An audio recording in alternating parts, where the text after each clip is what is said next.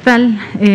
Muy buenas tardes, tengan todas y todos. El día de hoy yo estaré coordinando esta conferencia de prensa, su servidora Ana Lucía de la Garza Barroso, directora de Investigación Operativa Epidemiológica.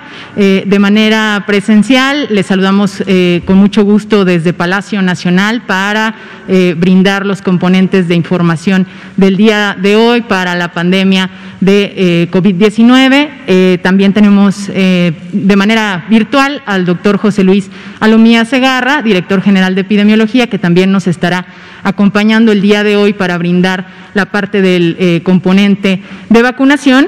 Y pues también el día de hoy tenemos invitados, dado que vamos a hablar de un tema importante. Tenemos aquí a dos personas expertas que nos van a abordar temas muy interesantes y muy relevantes que están realizando para nuestro país en materia de telemedicina, ¿no? Esto es sumamente importante, sobre todo en tiempos de la pandemia de COVID-19, y además pues también algunas actividades de educación a distancia que están realizando y que son sumamente relevantes, más en este momento que toda esta parte de la tecnología y de pues el abordaje digital es tan relevante para las diferentes vías y aspectos que se tienen que abordar, no solo de la medicina. Nos acompañan entonces también, como les comento, el doctor Eduardo Rivero Cigarroa. Él es jefe de departamento de la Unidad de Terapia Intensiva y profesor adjunto de Medicina Crítica del Instituto Nacional de Ciencias Médicas y Nutrición. Bienvenido. Muchas gracias, buenas noches. Y también nos acompaña el doctor Rosbel Toledo Ortiz, quien es coordinador de formación y capacitación del personal de salud del Instituto de Salud para el Bienestar. Buenas noches. Buenas noches. Pues bien, como saben, vamos a iniciar el día de hoy con el componente de la parte técnica que yo me permitiré presentar, y como les comento, pues también nos acompaña el doctor Alomía a distancia, también estará muy pendiente e interactuando justo también con esta dinámica con nuestros expertos del día de hoy, y nos brindará la parte de vacunación. Entonces, con permiso, voy a brindar los datos del día de hoy.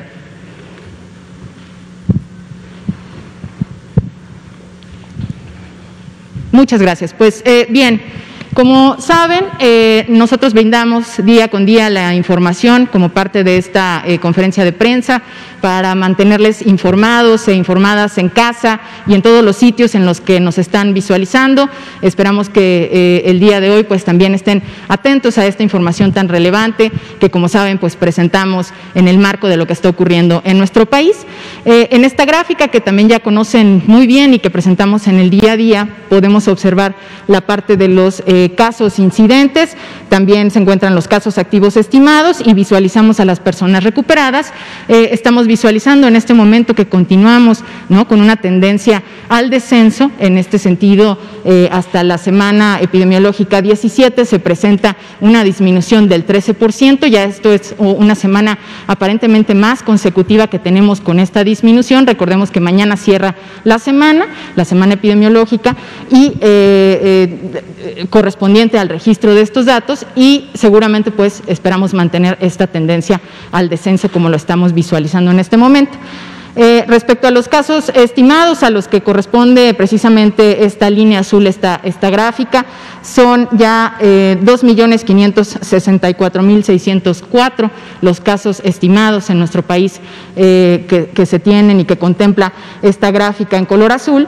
Y al respecto de los casos activos, ¿no?, que digamos representan a las personas que tendrían la epidemia como tal, con algún síntoma en particular en los últimos 14 días en el periodo que aborda la gráfica, tenemos que esto es menos del 1%, ¿no?, de esta cantidad, que corresponden al 19.239 casos activos estimados. También visualizamos que ya llegamos a 1.897.587 personas recuperadas, que se han recuperado de COVID-19, y lamentablemente pues continuamos registrando 220.159 defunciones que se han presentado en nuestro país y que pues es muy lamentable esta situación. Sobre todo en este tema en particular tenemos que continuar, a pesar de que vamos viendo que esta tendencia al descenso continúa, es importante continuar con las medidas preventivas. Sabemos que en el último semáforo que fue presentado hace una semana, visualizábamos que muchos de nuestros estados ya se encuentran en verde, ¿no? O en su caso, como en la Ciudad de México, nos encontramos en un semáforo amarillo. Y es importante resaltar que no, por ende, hay que dejar de utilizar las medidas que conocemos. La sana distancia es fundamental para continuar con este comportamiento al descenso, y también justamente lo son el lavado de manos y el uso correcto del cubrebocas. También la etiqueta respiratoria, ¿no?, que conocen muy bien, cual estornudar o toser, cubrirse con la parte interna del codo, y estas medidas las tenemos que continuar practicando todas y todos, independientemente del semáforo que se encuentre nuestro país, para poder continuar precisamente con esta tendencia al descenso. También más adelante hablarán ya de manera más específica sobre los esquemas de vacunación, ya 10.108.593 esquemas completos de vacunación contra COVID-19, ¿no?, al 13 de mayo, recordemos que con el corte de las 21 horas. Y respecto a la situación de hospitalización, a las camas generales y las camas que tienen también la ocupación con un ventilador, vemos también una disminución de 1 punto porcentual, ¿no?, con respecto al día anterior, en este momento representado por un 10% de ocupación las camas generales, y también tenemos que no hubo cambio en este sentido con el respecto de la ocupación con camas con ventilador, se mantiene en un 14%. Visualizamos también, ¿no?, en esta gráfica que tiene en la línea de color café o dorado, el total de personas hospitalizadas, y vemos cómo también se ha mantenido un descenso constante en esta gráfica, asimismo también para la ocupación de camas generales y la ocupación ya distribuida también para la ocupación con camas con ventilador. Observamos una reducción de ocupación nacional del 84%, pero esto recordemos que es con respecto al máximo que se encontró en su momento en el total de personas hospitalizadas versus el día de hoy, y esta diferencia pues es del 84%. Esperamos que de igual manera esta tendencia pueda mantenerse también en nuestro país, y para ello pues es importante continuar y que nos apoyen también nuestros comunicadores y comunicadoras que están siempre emitiendo mensajes de información, que es fundamental comentar que la pandemia lamentablemente no ha terminado, el mundo continúa con esta lucha contra COVID-19 y nuestro país también, y por ello pues es importante siempre mantener las medidas que ya conocemos, no confiarnos, ¿no? Es importante no bajar la guardia y continuar trabajando en ello. Y bien, entonces daré paso yo al informe del doctor Alomía, que nos brindará la parte de la Estrategia Nacional de Vacunación. Con permiso. Doctor Alomía. Muchas gracias, doctora Ana de la Garza, tanto por la presentación como por encontrarse en este momento coordinando la conferencia de prensa desde Palacio Nacional. Un saludo a todos y todas las personas que en este momento están atendiendo esta conferencia. Gracias por el interés de mantenerse actualizados en la información y obviamente de saber día con día cuál es el comportamiento de la epidemia en México. Saludo también de manera cordial al doctor Rivero, al doctor Toledo. Gracias por estar también esta noche con nosotros. De seguro van a compartir información muy importante para el conocimiento de todos. Y bueno, en este punto, entonces, entrar de lleno a la actualización del avance de la Estrategia Nacional de Vacunación. Esta estrategia que obviamente tiene como principal objetivo, a través de la aplicación de la vacuna contra el virus SARS-CoV-2, pues prevenir la ocurrencia de la enfermedad COVID-19 y obviamente las consecuencias que en algunos casos suele ser grave también, que produce esta enfermedad. El día de ayer nos reportan al cierre del 13 de mayo, es decir, jueves 13 de mayo, la aplicación de 451.764 dosis en todo el territorio nacional. Recordemos que la estrategia Correcaminos, que es la que se encarga de poder disponer y poner a disponibilidad en cada uno de los municipios del país la vacuna, pues opera en todo el territorio, en coordinación con las autoridades sanitarias en cada uno de los estados y a través de una coordinación centralizada con la federación. La suma de esfuerzos de diferentes dependencias y de diferentes organismos estatales pues hace posible que la vacuna llegue día con día a donde se requiere y al grupo de personas que en su momento lo requieren. Y en la medida que continúen arribando los embarques de dosis al país, como han estado sucediendo día con día, al final veremos el calendario de cómo nos fue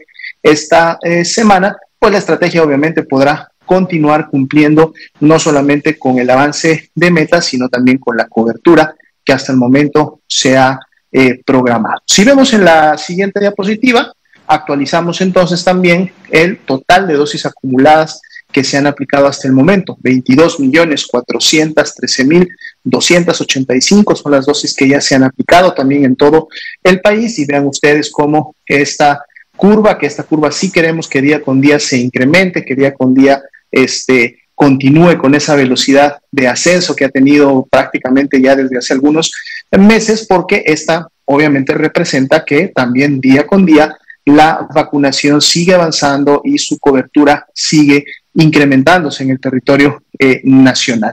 Si vemos la siguiente diapositiva, ahora sí vamos a ver el número actualizado de personas que en su momento han recibido la vacuna, 14.996.844. Estamos hablando prácticamente ya de 15 millones de personas que han recibido al menos una dosis de vacuna. Ya nos actualizaba la doctora de la Garza que un poco más de 10 millones tienen ya el esquema completo, es decir, es un grupo en donde estamos esperando ya la protección que la eficacia de la vacuna ha evaluado y que en su momento ha evidenciado para efectos obviamente de no desarrollar enfermedad por COVID-19, pero lo más importante, no desarrollar enfermedad grave y por lo tanto complicaciones que pudieran llevar a una persona a fallecer a consecuencia de esta enfermedad. Vemos en la diapositiva los 4 grupos poblacionales que en su momento están en este momento accediendo a la vacuna. Si nos podemos todavía regresar una diapositiva atrás para repasar un poquito los números. Muchas gracias. El personal de salud, poco más de 1.081.000 personas. Continúa avanzando también el grupo de trabajadores de la educación, poco más de 1.648.000 ya las personas trabajadoras de la educación que han sido vacunadas. El grupo importante y sobre todo relevante para efecto del factor de riesgo que su edad les concede para complicarse y desarrollar enfermedad grave o crítica de COVID-19, que son nuestros adultos mayores de 60 o más años. Vemos también ya este avance importante de más de 10.709.000 personas que están empezando a adquirir la protección, y desde que se abrió el grupo de personas de 50 a 59 años, por lo tanto ahora tenemos el grupo completo, es decir, cualquier persona que tenga 50 años o más de edad puede en este momento ya empezar a acceder a la vacuna en la medida que la vacuna va llegando a cada uno de los municipios y de los puestos de vacunación en donde se está teniendo la disponibilidad de la misma. 1.557.046 son ya los mayores de 50 y más años que han podido accesar ya a una primera dosis en relación a estas últimas 2 semanas y media que inició este grupo de edad. Llamado siempre a la población, estemos atentos de los comunicados, el llamado que estarán haciendo en cada uno de los municipios a través de los canales de comunicación, como es el correo electrónico, las llamadas telefónicas, para que en su momento podamos estar listos en el día que nos corresponda y entonces podamos acudir al puesto de vacunación definido para recibir nuestra vacuna. Si vemos en la siguiente diapositiva, ahora sí, muchas gracias. El día de hoy vemos que se liberaron 2.700 dosis de la vacuna Convidecia. Este es el nombre de la vacuna que produce CanSino, una de las 2 vacunas que sabemos se llega al país de manera en graneles y se envasa en México, territorio mexicano, y obviamente se libera a través de las diferentes validaciones que tanto el proveedor, en este caso el productor, la farmacéutica de la vacuna realiza, pero también la Comisión Federal de Protección contra Riesgos Sanitarios, quien es obviamente la que da la validación final para que esta vacuna pueda ser liberada y por lo tanto distribuida para su aplicación en todo el territorio nacional. Y esto estaba programado para efectos de esta semana y por lo tanto, pues bueno, está ocurriendo justo el día de hoy, lo cual se suma a las dotaciones y embarques de vacuna disponibles para que la estrategia nacional pueda seguir realizando y cumpliendo sus objetivos. Si vemos en la siguiente diapositiva, actualizamos entonces también, en base a esta liberación de vacuna, el total de dosis que hasta el momento han sido recibidas o liberadas en el territorio nacional. Vean ustedes, 29.128.275 dosis en estas 5, digamos, presentaciones, marcas, tipos de vacuna que México está utilizando y que le han permitido, obviamente, afinar y cumplir con una logística en función de poder tener la vacuna siempre disponible en todo el territorio nacional, recordando que hay áreas que son de mayor o difícil acceso y que eso pues obviamente genera un reto para los mecanismos de distribución, pero cuando contamos entonces con vacunas que por ejemplo no requieren congelación, no requieren ultracongelación, que además pueden ser solamente de una dosis para lograr la eficacia protectora, entonces esto apoya para que la logística pueda ser la mejor para cada uno de los municipios en el país. Y finalmente, si pasamos a la siguiente diapositiva, pues vamos a ver cómo nos fue en la semana. Si recuerdan, esta diapositiva abrió la semana con la expectativa de lo programado y pues prácticamente el día de hoy, con estas 202.700 dosis de CanSino, estamos cerrando la proveeduría de esta semana, pero además con todas las dosis programadas recibidas. Entonces, esta semana 2.034.590, que eran las dosis programadas, y obviamente esto va a continuar actualizándose en siguientes semanas para efecto de lo programado.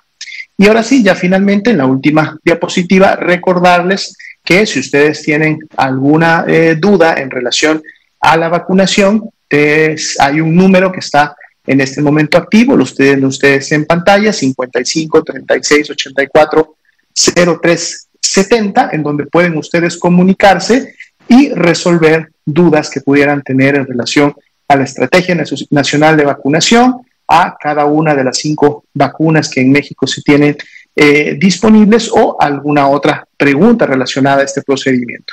Igualmente, si usted tiene acceso a la Internet, puede consultar la página de vacunacovid.gov.mx y ahí podrá encontrar información interactiva, información clara, sencilla, a través de la cual también usted podrá informarse sobre la vacuna, cómo en su momento esta genera la eficacia, por ejemplo, cuáles son vacunas de 2 dosis, cuál es la única vacuna de 1 dosis, cuando son de 2 dosis, cuál es la temporalidad del tiempo que se necesita entre la primera y la segunda, para que usted pueda tener obviamente la tranquilidad de que está todavía en proceso de programación su segunda dosis, e información también relacionada a todo lo que tiene que ver con la actividad específica de la colocación de la vacuna. Entonces, mucha información disponible que usted puede consultar y en su momento entonces salir de dudas o estar tranquilo en relación a lo que está recibiendo. Entonces, hasta este punto, esta sería la actualización de la Estrategia Nacional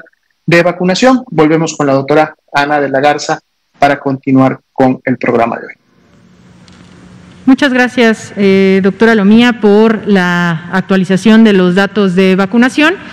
Como les comentaba, pues el día de hoy vamos a revisar algunos temas con nuestros expertos y vamos a entablar pues una charla precisamente al respecto de telemedicina y un poco que nos cuenten sobre la educación a distancia.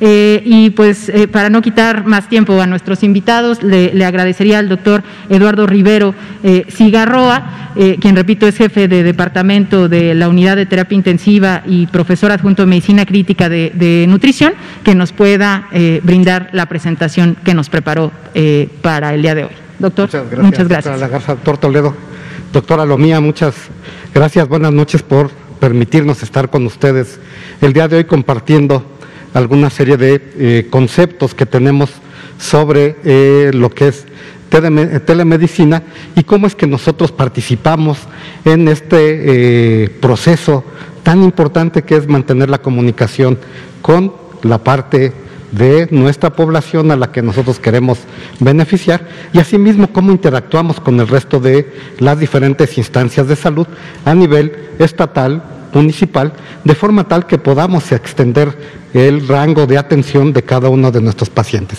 Como ustedes lo ven en la diapositiva, y que esto es una iniciativa en donde, como se ve en la imagen, tenemos una gran participación de diferentes actores que nos han ayudado a facilitar todos los procesos. En este caso, como ustedes lo ven, se creó una plataforma que es COVIDuti en conjunto con el INSABI, que esto el doctor Toledo más adelante nos platicará más a profundidad, y en donde esto implica parte de lo que es la telemedicina. ¿Qué quiere decir esto? La telemedicina como tal, entonces, nos permite que a distancia podamos tener un intercambio de ideas, un intercambio de conocimientos, un intercambio de factores que nos permiten tratar a nuestros pacientes de la mejor manera posible, conjuntando una gran cantidad de expertos, como bien lo ha mencionado la doctora de la Garza, que podamos beneficiar en mayor grado a nuestros pacientes. En este caso, en la plataforma, nada más como una mención extra a lo que nos dirá el doctor Toledo, participó la Universidad de Toronto, el Sistema de Salud de Toronto y el TEC de Monterrey, facilitando toda una serie de procesos que el doctor nos hará favor de presentar sobre lo que es los procesos educativos a distancia que podemos nosotros ocupar. De igual manera, en el caso de lo que es ya la participación de Secretaría de Salud, la coordinación de los Institutos Nacionales de Salud y el Instituto Nacional de Ciencias Médicas y Nutrición, cooperamos con el gobierno de la Secretaría de Salud local, para poder capacitar a diferentes grupos de médicos que pudieran estar en dos modelos de atención. Un modelo presencial en el instituto con todas las previsiones posibles de cuidados, de beneficios para que ellos pudieran estar con nosotros, y un modelo híbrido en donde teníamos un intercambio de ideas a distancia y en donde esta capacitación al personal de la Secretaría de Salud continúa de manera progresiva. En este caso, nuestros visitantes se incorporan de lleno a lo que es el concepto educativo del instituto. Se convierten en parte de los miembros del instituto para poder mejorar su destreza, sus habilidades, y que adquieran alguna otra serie de cosas. Con todo esto también, el instituto, el INSABI, la UNAM y FunSalud, bajo la dirección de Secretaría de Salud Federal, logramos también interactuar en un sistema que llamamos Fundamentos Básicos del Manejo del Paciente Crítico con COVID. Esta plataforma nos permitió de manera híbrida intercambiar con diferentes estados de la República capacitación, y en donde la idea original vino de nuestro director general, el doctor David Kersenovich, y el doctor Germán Fajardo, junto con la participación de del maestro Valle de FunSalud y de el canciller Ebrard, que también estuvo participando de manera activa, ayudándonos a facilitar esta serie de cosas. ¿Qué fue lo que logramos en esto? Este es un modelo híbrido, en donde, como posteriormente el doctor Toledo les platicará, logramos capacitar a una gran cantidad de médicos que se encargan de atención de paciente COVID en la primera línea, de este grupo de médicos que están en hospitales de detección inicial y que ellos van a manejar de manera principal inicialmente a los pacientes y nos podrán referir a los casos que puedan en un momento dado ser de difícil tratamiento. Esto además también les permitió a ellos capacitarse en el manejo de las plataformas. Esto el INSABI nos ha apoyado y a través de su plataforma hemos podido nosotros establecer interconsultas, asesorías para poder brindar a nuestros pacientes el tratamiento multidisciplinario que se requiere, junto con lo que es la parte de entrenamiento con simuladores.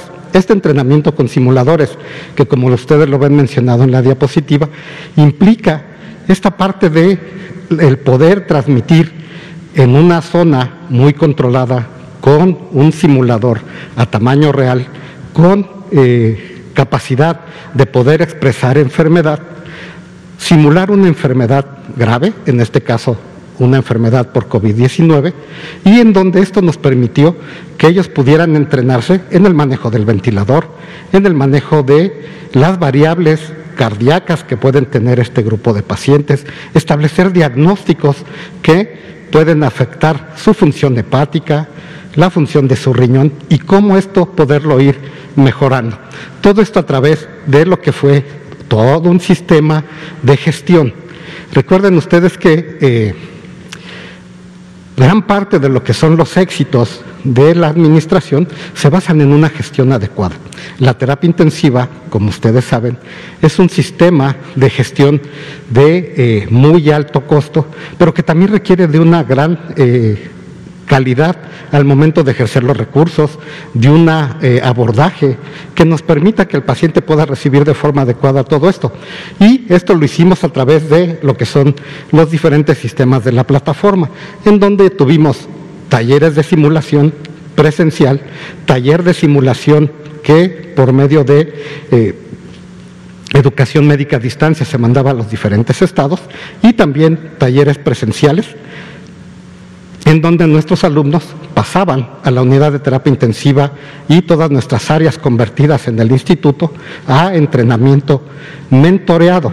Esto quiere decir que cada uno de nuestros alumnos se convertía para fines prácticos en nuestro pequeño niño, el cual nosotros lo íbamos llevando por todo el camino de lo que es la medicina crítica en este caso, para poderle ofrecer los mayores beneficios de educación en este caso.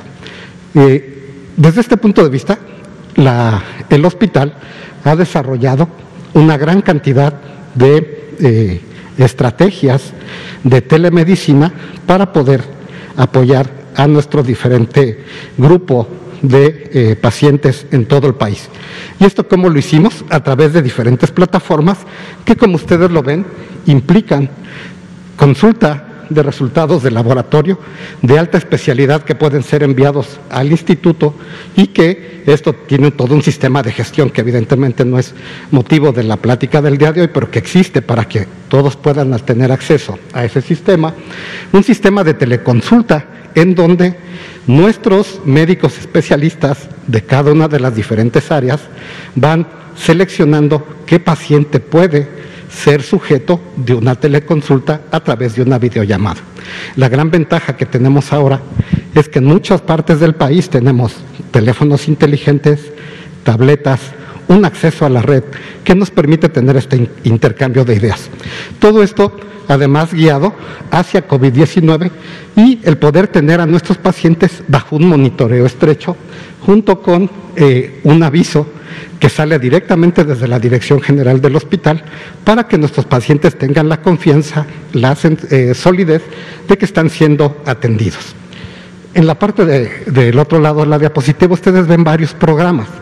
Un programa de apoyo familiar en el cual, desde el punto de vista de telemedicina estricto, parecería ser algo muy normal, muy sencillo, pero que implica toda una gestión importante, que es, por ejemplo, la videollamada a nuestros pacientes aún a la terapia intensiva, la llamada de voz para que nuestros pacientes puedan oír la voz de su familiar más cercano, los mensajes de texto, los mensajes de voz, de forma tal que nuestro paciente pueda sentirse acompañado durante este evento de enfermedad tan grave. Y este es un programa que salió desde el grupo de enfermería, a quienes permítanme felicitar una vez más por estar en esta semana de fiesta por el Día Internacional de Enfermería.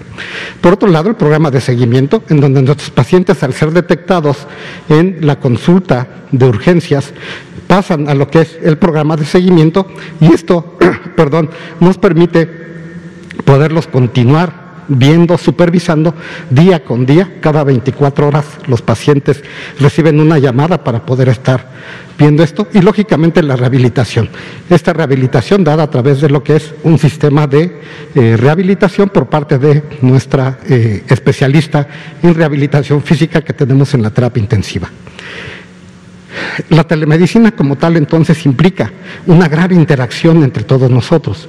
Un médico que está en una población retirada de la Ciudad de México puede llamarnos a través de la plataforma del INSABI, puede llamarnos a través de la plataforma del instituto, subir toda la información que él tiene, que considera que es pertinente para el tratamiento de su paciente, y nosotros establecemos una llamada con ellos para poder interactuar y de profesional a profesional, de especialista a especialista, poderle decir cuál es nuestra perspectiva. Todo esto en el acompañamiento, en el tratamiento a distancia de los pacientes. Y esto ha podido ser muy útil durante todos estos meses de la pandemia. Y desde el punto de vista también de la telemedicina, lo que les apoyamos es con el apoyo para el desarrollo organizacional. Ustedes pensarán que la innovación puede ser tener una tableta, un teléfono inteligente, que nos ayude a tener algunas medidas de mejora. Pero ¿qué les parece que la mayor innovación es cambiar el curso de pensamiento?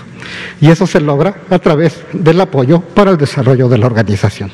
Y esto, como ustedes ven un ejemplo ahí, es la forma en la que trabajamos nosotros, en donde tenemos una cabeza, en donde esto va descargando una serie de funciones con habilidades y destrezas para que impactemos en la mayor cantidad de pacientes, de forma tal que a través de las diferentes jefaturas de departamento nosotros podamos tener una mayor cobertura de nuestros pacientes y, lógicamente, una planeación ante desastres.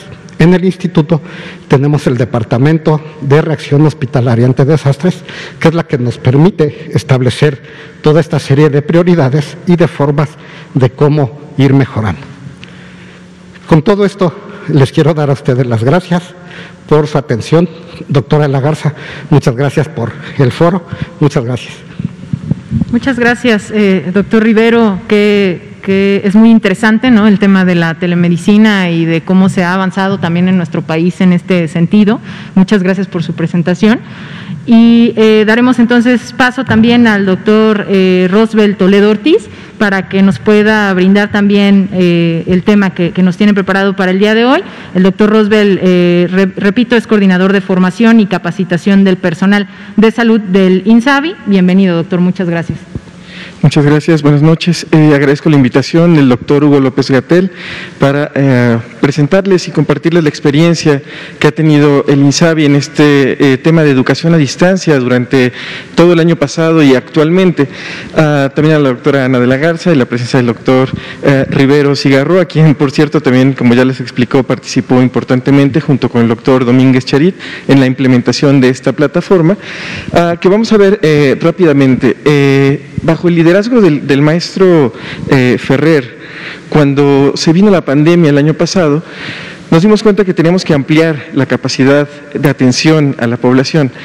Y la capacidad de expansión o de crecimiento para atender a los pacientes tiene que ver con 3 puntos principalmente: staff, stuff y structure, que en español sería staff o personal, stuff, que son insumos, ventiladores, monitores, medicamentos, etcétera, e infraestructura. Pero cuando hablamos de personal o crecimiento en el personal, no solamente hablamos de crecer en la cantidad de médicos o enfermeras que nos ayuden a atender a los pacientes, también hablamos en el crecimiento de sus capacidades, destrezas, conocimiento para poder atenderlos de forma adecuada. Entonces, se vino la necesidad de incrementar el conocimiento en nuestro personal de salud y se desarrolló esta plataforma en conjunto con el Instituto Nacional de Ciencias Médicas y Nutrición Salvador Subirán, bajo el liderazgo del doctor Alejandro Sbarch, en su momento de la doctora Linda Bucay, del doctor Domínguez Charit, etcétera, etcétera, justamente para incrementar de una forma práctica, rápida, concisa, concreta y con una interacción con micrófono abierto para poder hablar con los ponentes, con los expertos a nivel nacional sobre ciertos temas particulares que pudieran ayudar a nuestros médicos y enfermeras a atender de una forma segura y con calidad a los pacientes que estaban padeciendo la enfermedad de COVID-19. Nuestra plataforma como tal tiene 3 elementos importantes: un foro virtual en vivo con micrófono abierto, que básicamente es un diálogo entre los expertos y el personal de salud de todo el país, al ser una plataforma abierta, de acceso abierto, gratuito, evidentemente, donde se presentan temas, casos clínicos, sección de preguntas y respuestas, resolución de problemas prácticos. Cualquier persona que tenga acceso a Internet puede registrarse en la página que se llama COVIDuti, por las siglas de COVID y Unidad de Terapia Intensiva, coviduti.salud.gov.mx, como veremos más adelante. Le genera un registro y entonces pueden acceder a estas conferencias e interactuar, de hecho, con los ponentes. También el segundo componente importante es el curso que ya presentó el doctor, de hecho, de manejo de pacientes graves. Toda esta información y presentaciones que se van dando, se van quedando guardadas y grabadas. Entonces, la gente que todavía no ha tenido acceso a esta plataforma puede registrarse y acceder a todo el material que ya tenemos grabado desde el año pasado.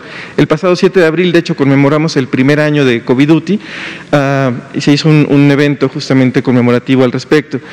En este curso, pues se dan varias temáticas, como el equipo de preparación, con material del equipo de preparación para pandemias de educación de cuidados críticos de Canadá, como lo comentó el doctor, y otros recursos adicionales, guías clínicas, literatura actualizada de la Universidad de Toronto y la Red de Ciencias de la Salud de Toronto y el TEC de Monterrey, entre otros. Y el tercer componente son todos los recursos bibliográficos e interinstitucionales e internacionales sobre el manejo de COVID, al que tienen acceso todas las personas por el simple hecho de registrarse. Este proyecto fue creado en su inicio con el Instituto Nacional de Nutrición, el Departamento de Medicina Crítica. La siguiente, por favor. El foro virtual se presenta desde las instalaciones del INSABI.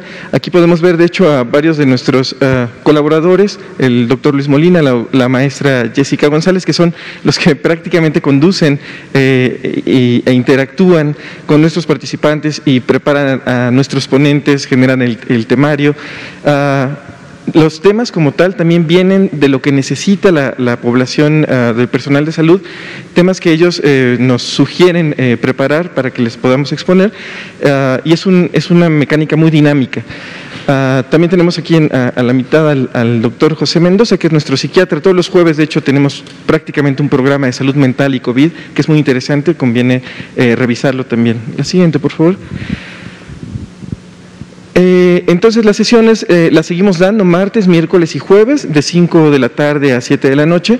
¿Y cuál es nuestra numeralia al respecto?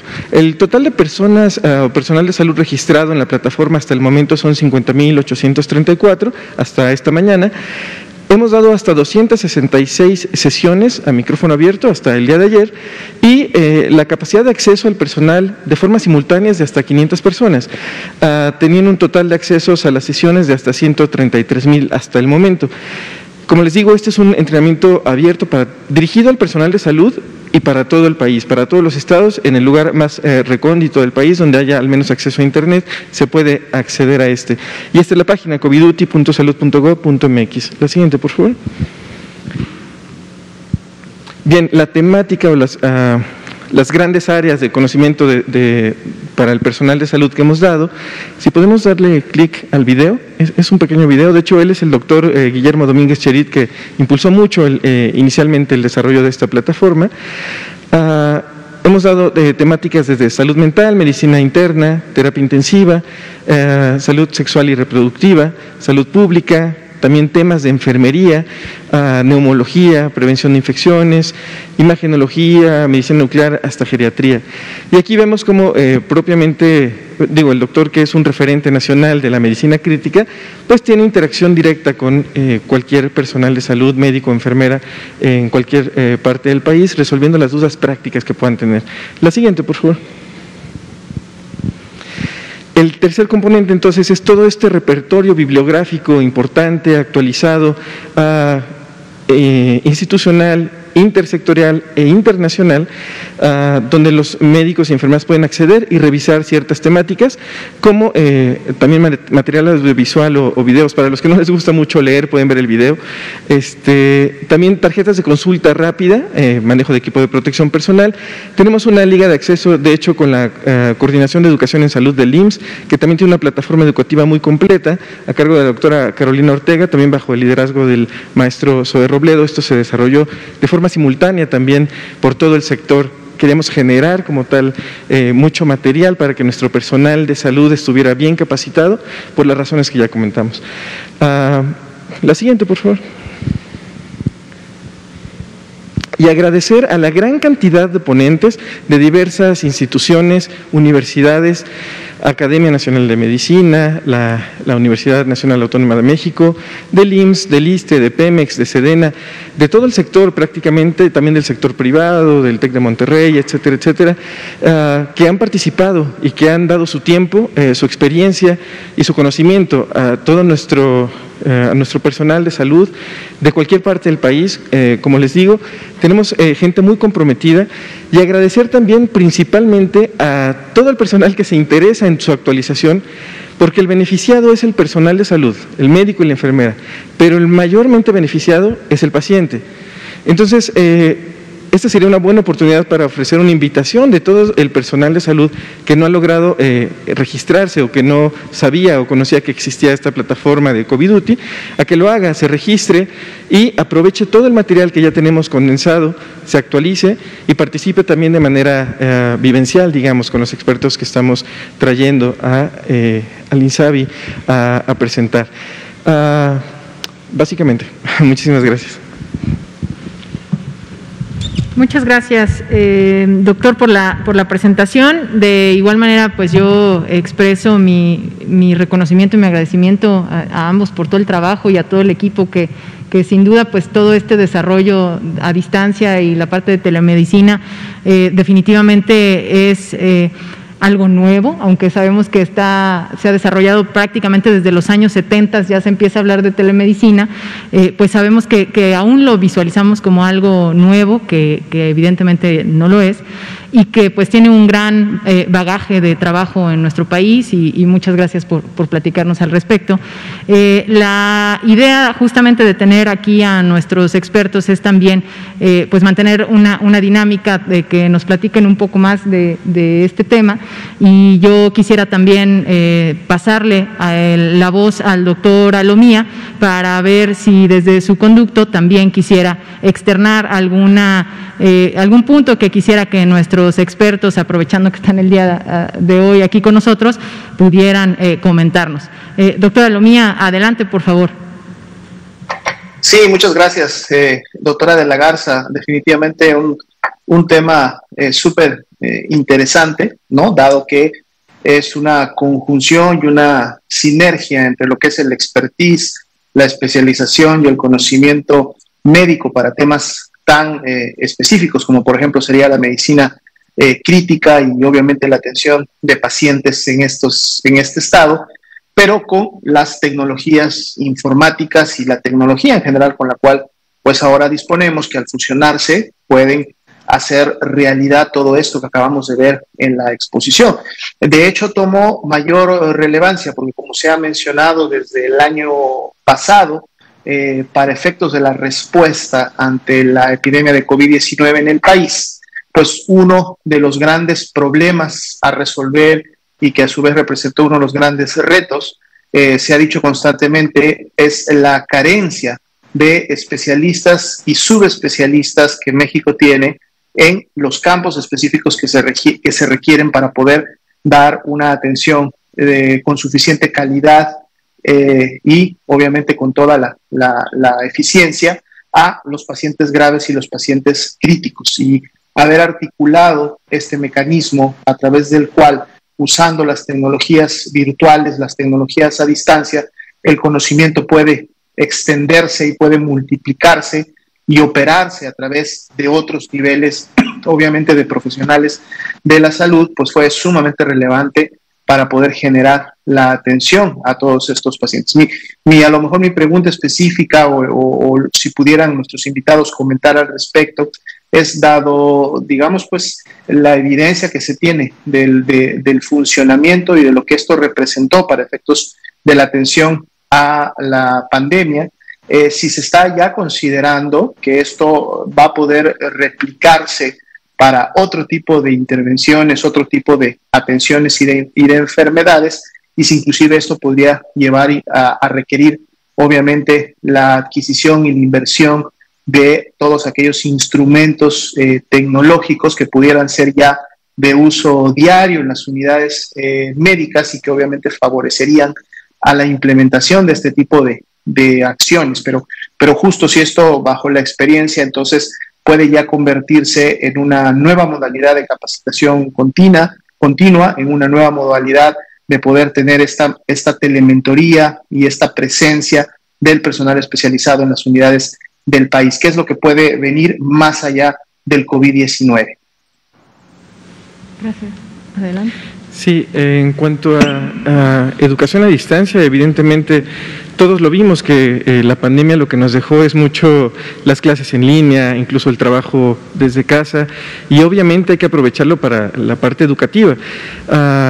Definitivamente este tipo de plataformas educativas a distancia tienen que crecer, y también tenemos que lograr generar interés en el personal de salud, médicos y enfermeras, en querer entrar, en mantenerse actualizados, en incrementar el conocimiento y de alguna manera también evaluar que lo que se les está dando lo están aprendiendo. Hay que hacer evaluaciones de cómo estaba el conocimiento inicial y después de la capacitación, cómo quedaron después, si realmente lo aprendieron, e ir más allá, ver si realmente lo aplicaron y ver los resultados en salud que tuvo la intervención educativa en este caso. Entonces, en materia de educación a distancia, la idea justamente sería incrementar en cuanto a la cantidad de temas. La pandemia continúa y vamos a seguir abordando estos temas, evidentemente, pero también vamos a tener que tomar otros temas que también afectan la salud poblacional, como las enfermedades crónicas, la diabetes, la hipertensión, etcétera, etcétera.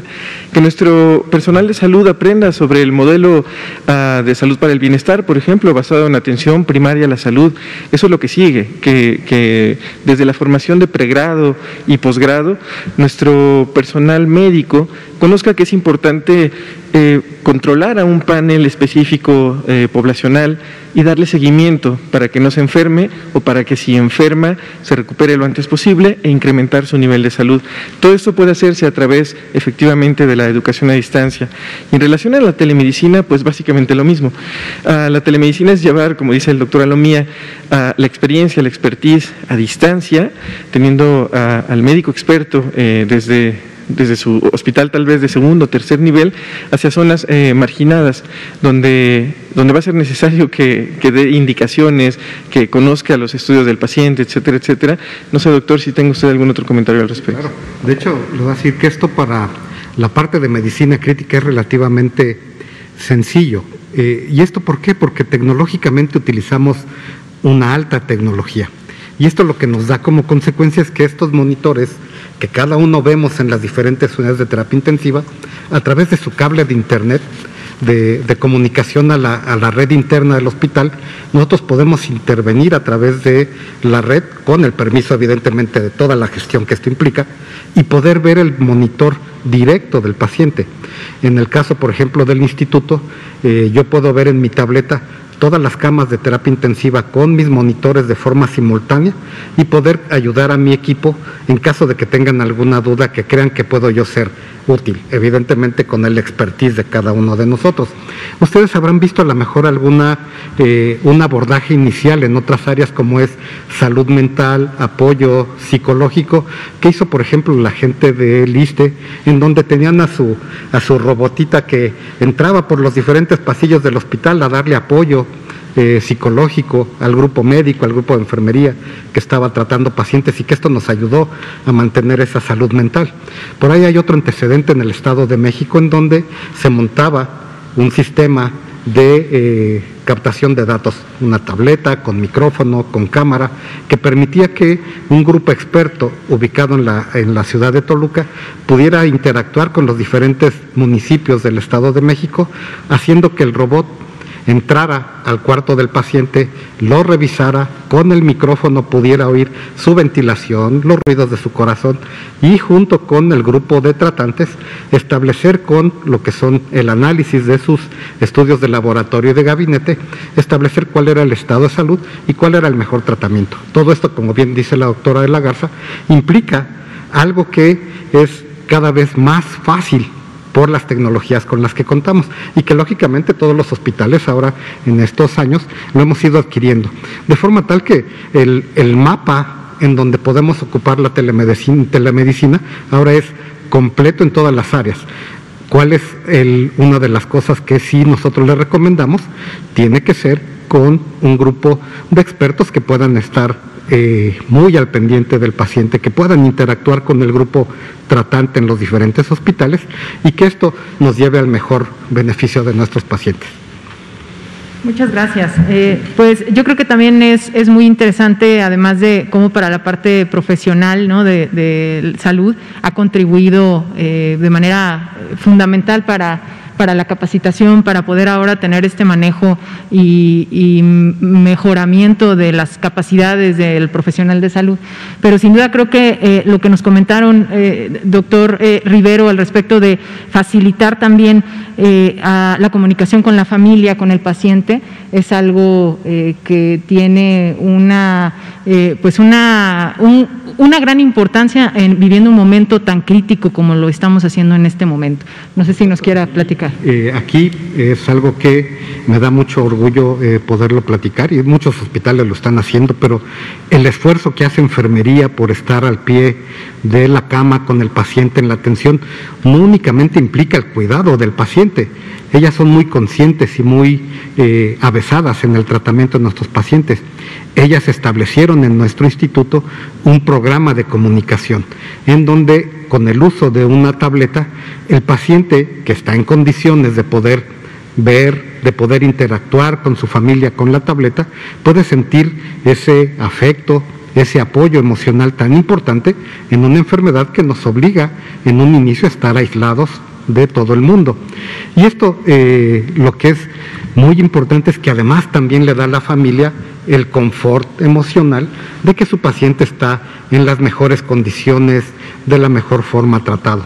Lógicamente esto tiene implicaciones de éticas en donde tenemos que ser muy cuidadosos, tratar de conservar lo que es la parte de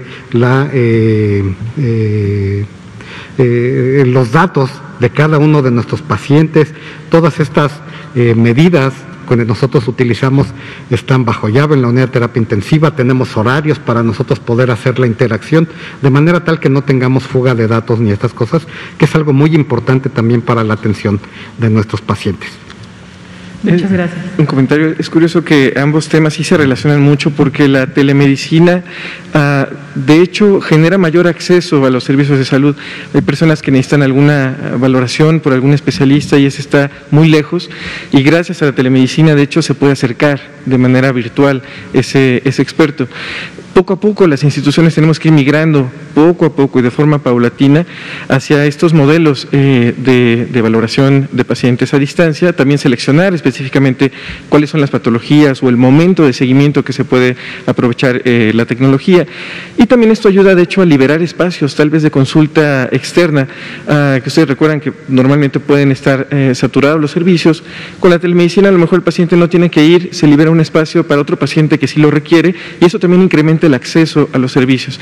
Pero no solamente es necesario el acceso, tiene que ser un acceso efectivo, que cuando el paciente llegue, el médico, la enfermera sepa efectivamente qué es lo que tiene que darle, cómo tiene que darle su seguimiento, su tratamiento, etcétera, etcétera. Entonces, se incrementa el acceso y se incrementa el acceso efectivo cuando capacitamos mejor también a nuestro personal de salud y ellos lo toman como responsabilidad mantenerse actualizados por el bien de los pacientes.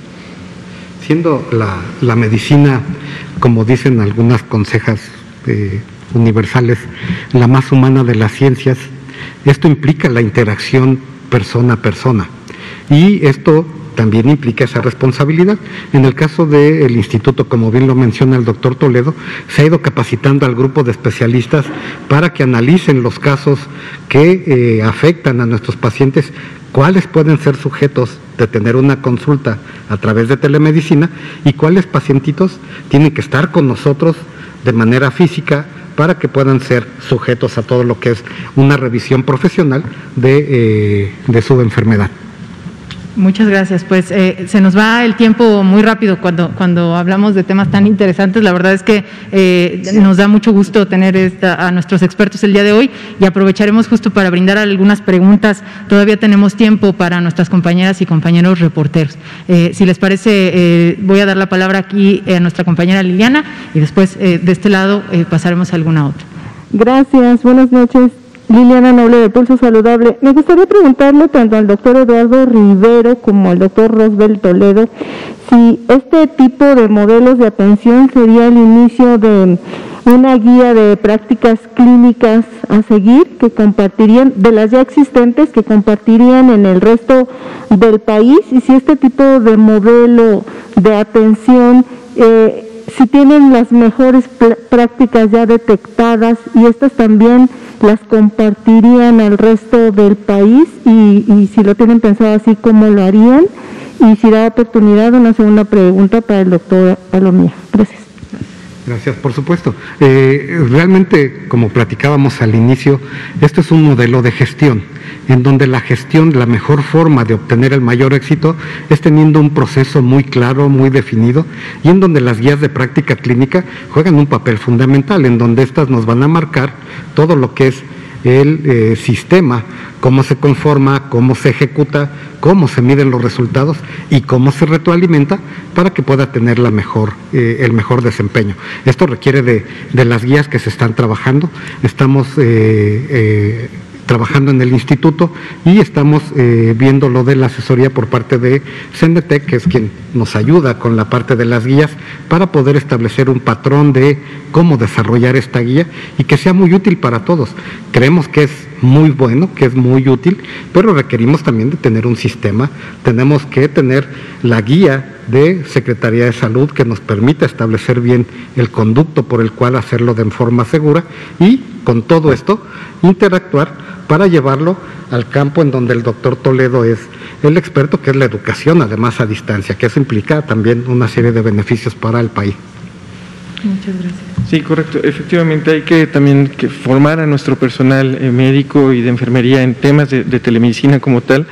Las guías de práctica clínica también pueden montarse en educación a distancia, los repasos, digamos, de estas guías o de protocolos de atención, efectivamente, y como decía, también capacitar a nuestro personal de salud en este nuevo modelo de atención en salud, que es el modelo de salud para el bienestar que se persigue, que queremos que todo el sector, de hecho, lo conozca, se integre, justamente para tener un mejor acceso efectivo, que ya lo decíamos, mejorar el nivel de salud de la población, darle continuidad a la atención a los pacientes, etcétera. Pero sí, en materia de telemedicina hay que hacer lineamientos específicos, ver qué patologías son las que son necesarias o ameritan. También las zonas geográficas, depende de varios factores y de cada de las capacidades también de obtener el equipo por parte de las instituciones. Pero básicamente sería eso. Gracias. Y doctora Alomía, me comenta la gente del Instituto de Neurología y Neurocirugía que les aplicaron la primera dosis el 1 de abril, ya se cumplieron hoy 43 días. En este ínter hay personas que ya son de la década de los 50 y más. Me preguntan si es conveniente esperar que en el instituto les apliquen la segunda dosis o se pueden dar de alta en la plataforma para acceder a la segunda dosis, pero alguien me refiere que intentó hacer este procedimiento y no le pudieron aplicar la segunda dosis. Para ella sería ya en la biblioteca Vasconcelos, porque le comentaron que curiosamente las dos dosis de Pfizer son completamente diferentes, pero bueno, sabemos que no es así, pero ustedes los expertos, la doctora de la Garza, no sé si nos puede ayudar con este caso. Gracias. Gracias, doctora Alomía. Sí, con mucho gusto. Yo creo que aquí es muy importante resaltar que obviamente, dado que se activan, en este momento tenemos 4 grupos poblacionales que están activos para efectos de la vacunación, puede suceder o pueden darse estas situaciones. La plataforma, obviamente, que registra a los profesionales, a los trabajadores de la salud, está en un modelo de operación, dado que fue la primera que se activó en diciembre del año pasado y registra cierta información para efectos de los trabajadores de la salud, y tenemos también la plataforma que registra a las personas por edad, ¿no? Que en este caso está activo ya para los que tienen 50 años o más. Si ustedes ya realizaron un registro como trabajadores de la salud e inclusive bajo ese registro ya recibieron la primera dosis, entonces dado que ya se recibió una primera dosis y de un tipo de vacuna, entonces lo más conveniente y adecuado es apegarse a el tiempo y en este caso la temporalidad para efectos de esa segunda dosis, y que además esta sea bajo, digamos, el esquema y el registro que ya realizaron. Si ustedes ya realizaron su registro como trabajadores de la salud, no necesitan volver a registrarse como personas de 50 años o más, porque ya el primer registro ya los identificó en el sistema. Si ya inclusive se les colocó la primera dosis, entonces el mismo sistema va a programar su segunda dosis y serán convocados prácticamente así como lo fueron para la primera dosis para la colocación de esta segunda. Más bien aquí la recomendación es mantenerse atentos para cuando llegue la convocatoria de esta segunda dosis y entonces puedan recibir el esquema completo, recordando que en el caso de los adultos de mayores o las personas de 50 años y más, pues dependiendo obviamente del momento en el que son activadas, pueden además recibir diferentes tipos de vacunas, por lo que la segunda dosis, recordemos, en este momento debe de ser del mismo tipo de vacuna de la primera, ¿no? Entonces eso también nos lleva a mantenernos en el esquema original y entonces esperar la convocatoria a la segunda dosis. Muchas gracias. Pues ya son las 20 horas con 2 minutos, se nos fue el tiempo muy rápido el día de hoy. Les agradecemos a nuestros ponentes y a todos nuestros compañeras y compañeras que estuvieron aquí, a todos los que nos visualizan desde las diversas plataformas y televisión, les agradecemos. Recuerden que la pandemia continúa, es importante no bajar la guardia y seguir con las medidas preventivas que todas y todos conocemos. Muchas gracias y que tengan muy buenas noches. Muchas gracias. Buenas noches.